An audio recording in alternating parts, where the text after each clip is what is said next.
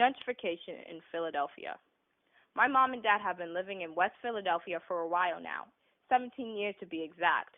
They were newlyweds, planning their lives ahead of them, so they moved into this little apartment. My parents liked the apartment they were living in, its neighborhood, and the environment in the area. But over time, they had seen so many changes. My parents started to notice that their houses were finally getting fixed up in the neighborhood, and small businesses started to open up too. Along with these constructional changes, my parents also said they had received an increase in money for the house they were currently living in. Rent and taxes had gone up. Not only was this happening to them, but the neighbors as well. Of course, this all just didn't happen at once, but it took a couple of years for everything to expand and set in. My mom has told me that Baltimore Avenue looked nothing like the way it did 10 years ago. Today, it is still continuing to change. It's moving more and more, farther and longer down to our streets.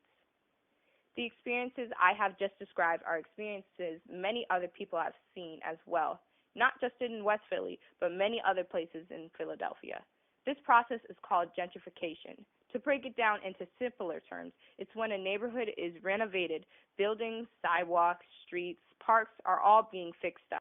Because the neighborhoods are becoming nicer, it makes more people drawn to it or more people to spend more time in that area. The people living in that area usually have the prices of their houses increase. When prices get too expensive for the people that could afford it before, they have no other choice but to move out. This is the downside of gentrification and why so many people are against it.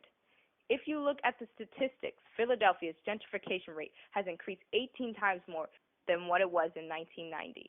It may seem like a small number, but 2,015% increased over that small amount of time. There are two different ways of viewing gentrification. Some people see it as an opportunity to make local Philadelphia neighborhoods a better place. College campuses expand and new people move into those neighborhoods. But on the flip side, it raises the house pricing of that area. Looking at it through the eyes of the people who have to move out is a harsh reality. They cannot afford their own homes and have to leave and find another place to live. This is usually a battle between classes, but races as well. For example, take a neighborhood like Baltimore Avenue. Look at the people that live in Baltimore Avenue. It is a predominantly white neighborhood. A couple years back, Baltimore Avenue wasn't exactly the best place in West Philadelphia. It was considered part of the hood, and it was a predominantly black neighborhood. And to state it blankly, every neighborhood before it was gentrified was considered the hood. More people of color live in the hood then and now.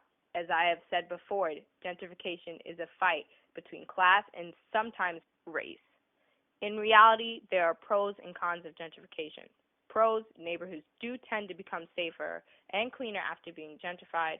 Con, people who lived in the neighborhoods after being gentrified move out and financially struggle with finding a new home.